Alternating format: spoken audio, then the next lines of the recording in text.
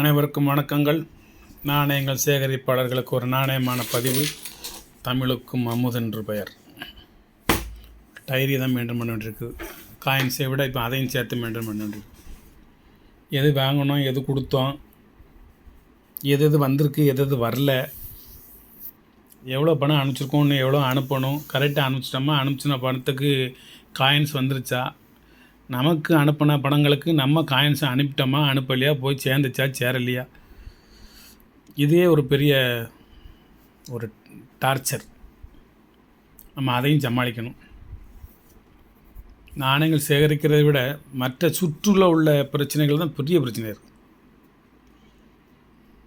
ஒரு 3 பொருள் அனுப்புனதாக தகவல் இருக்குது. உள்ள பார்சலுக்குள்ளே 2 பொருள் தான் இருக்குது. அதை எப்படி அவங்களுக்கு தெரியப்படுத்த, என்ன செய்யணும்னு ஒன்றும் தெரியல. அதுக்காண்டி ஒவ்வொரு ஆளுக்கும் அனுப்பையிலையும் வாங்கையிலையும் என்னென்ன உள்ளே வைக்கிறோம்னு சொல்லி ஃபுல்லாக வீடியோ எடுத்து போட முடியாது. 3 பொருளுக்கு பணம் அனுப்பிச்சிருக்கேன். உள்ளே 2 பொருள் இருக்குது. இன்னொன்று நீங்கள் அனுப்பலன்னு சொல்லி நான் தெரியப்படுத்தியிருக்கேன். சரின்னு இருக்காங்க, பார்ப்போம் என்ன சொல்லுதாங்கன்னு. ஒருத்தர் ஒரு ஃபோட்டோ அனுப்புகிறாரு. இந்த ஃபோட்டோவில் உள்ள காயின் உங்களுக்கு வேணுமா அப்படின்னு அனுப்புகிறாரு.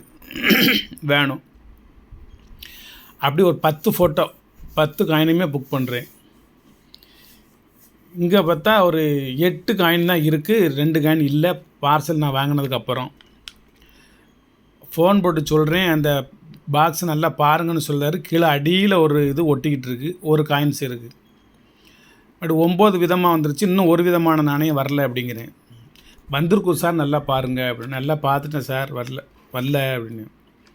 அப்போ திரும்பி நான் ஒரு செட்டு அனுப்பிச்சி விட்றேன் சார். சரி ரைட்டு பரவாயில்ல அப்படின்னு சொல்லி திரும்பி ஒரு செட்டு அனுப்பிச்சி விட்றாரு. எனக்கு எந்த ஃபோட்டோவை அனுப்பிச்சி விட்டாரோ, இந்த ஃபோட்டோவில் உள்ள நாணயங்களை உங்களுக்கு நான் அனுப்பியுள்ளேன் என்று சொன்னாரோ, அதே நாணயத்தை மீண்டும் அனுப்பிச்சி விட்றாரு. அது எங்கேருந்து எடுத்தாருன்னு தெரியல. ஒரு 10 காயின் வச்சு ஒரு ஃபோட்டோ எடுத்து அனுப்பிச்சி விடுதாரு.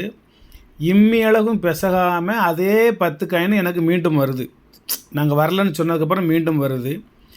முதலையும் அனுப்பிச்சி விட்ருக்கேன் அப்படிங்கிறாரு. முதல்ல அனுப்பிச்சி விட்டா எங்கள் நம்மகிட்ட இருக்கணும்ல, இருந்தால் நம்ம எதுக்கு அவர்கிட்ட சொல்ல போகிறோம். இப்போ என் நம்பரை பிளாக் பண்ணி வச்சுருக்காரு. ஒரு நல்ல ஒரு கஸ்டமரை அவர் இழந்துட்டார். எனக்கு அவர் இல்லைன்னா இன்னும் 1000 பேர் இருக்காங்க. அப்போ நான் இல்லைனாலும் அவருக்கு இன்னும் 1000 பேர் இருக்காங்க. இருந்தாலும் ஒரு நல்ல ஒரு நேர்மையான ஒரு நாணயமான ஒரு கஸ்டமரை அவர் இழக்கிறார். இப்போ எவ்வளவு பொறுமையாக இதை நடத்தணும்னு பார்த்துக்கோங்க. நம்ம தான் டென்ஷன் பார்த்து நினைக்க, நம்மளோட அவங்க அதிகமான டென்ஷன் பார்த்து. நம்ம இதோட முதலீடு பண்ணியிருக்கிறதே நீதி, நேர்மை, நியாயம்தான். இங்கே பொய், புரட்டு, ஏமாற்று வேலைக்கெல்லாம் இடமே இல்லை. உண்மைனா உண்மை, பொய்னா பொய், அவ்வளோதான். யார்ட்டையும் பொய் சொல்லி நம்ம வியாபாரம் பார்த்து சம்பாத்தியம் பண்ணி கோடீஸ்வரன் ஆகணும் அவசியம் கிடையாது. யாரையும் ஏமாற்றி நம்ம சம்பாத்தியம் பண்ணணும் அவசியம் கிடையாது. இறைவன் கொடுத்துருக்கிறத விற்கிறதுக்கு எனக்கு இந்த ஜென்மம் போதுமா போதாத தெரியல. இறைவன் கொடுத்ததை விற்கிறதுக்கு எனக்கு இந்த ஜென்மம் போதுமா போதாத தெரியல. அவ்வளோன்னு கிடக்கு. எங்கே பார்த்தாலும் நாணயம் தான். இதை விற்றாலே எனக்கு போதும். இது நான் விற்று சம்பாத்தியம் பண்ண போதில்லை. நான் வெளியே போய் எந்த நாதாரியோடையும் சேர்ந்து கெட்டு போயிடக்கூடாது அப்படிங்கிறதுக்காக வேண்டி, நம்மளும் ஒரு மோசமான மனிதனாக இந்த உலகத்தில் வலம் வந்து விடக்கூடாது என்பதற்காக என்னை நான் நாணயங்களின் மூலமாக கட்டி போட்டு உள்ளேன். இந்த நாணயம் ஒரு கயிறு. இது நாணயம் கிடையாது, இது கயிறு. இது என்னை கட்டி போட்டு உள்ளது 4 சுவத்துக்குள்ளே.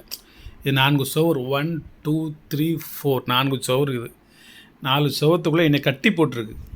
ஒரு மனிதனை கட்டி போட்டு நாணயமானவனாக, நல்ல மனிதனாக இந்த பூமியில் நடமாட விடுவது பெரிய விஷயமாக போகுது.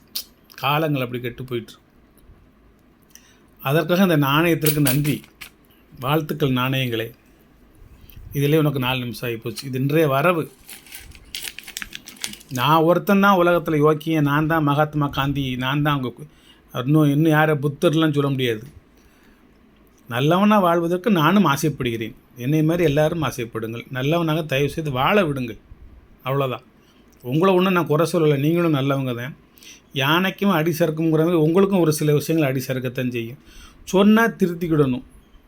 ஏன் சொல்றீங்கன்னு கேட்கக்கூடாது. தவறை உணரணும். தப்பு நம்ம மேலே தான் இருக்குது, சாரி சார்னு சொல்லணும்.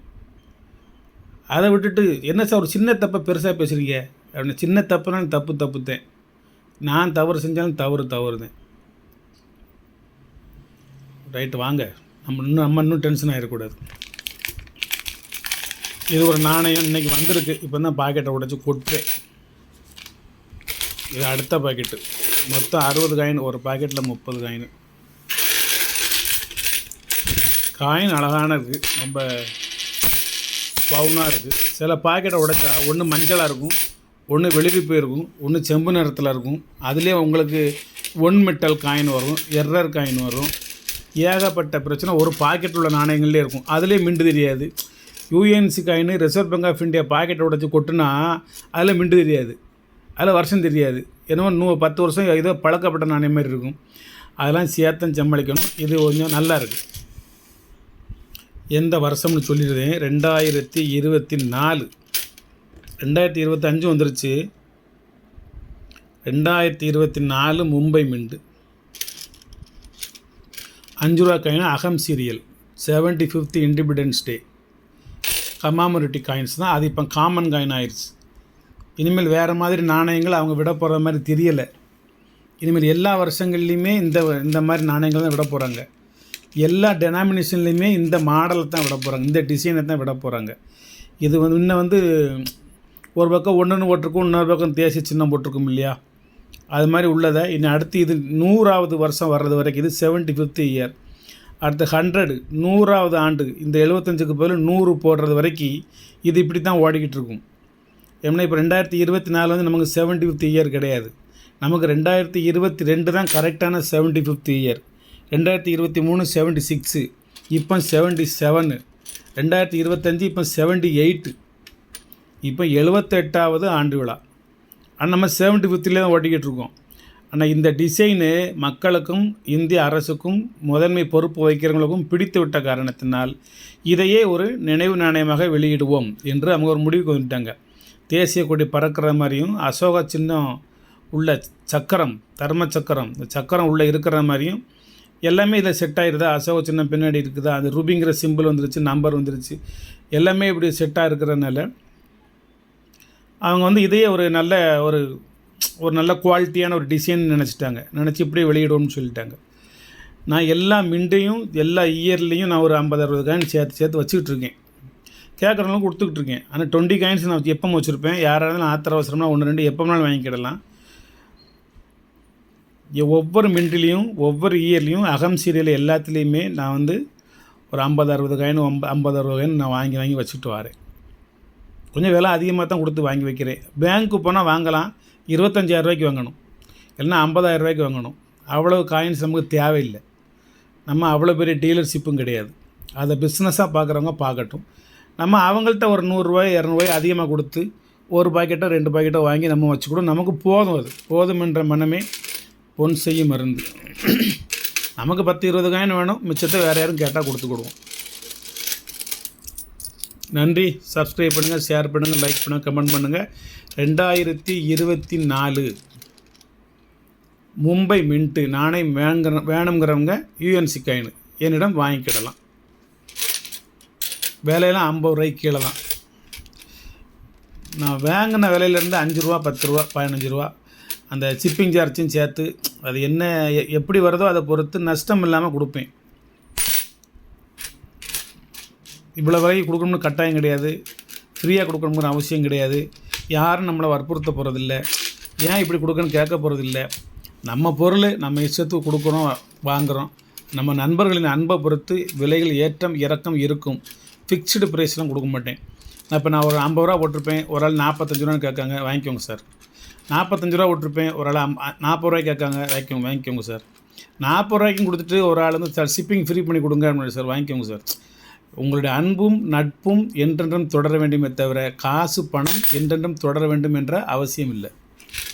நன்றி நண்பர்களே, நன்றி. மனந்திறந்து ஒரு பிஸ்னஸ் நடத்துங்க. வெற்றியோ தோல்வியோ இறைவன் பார்த்துக்கொள்வான்.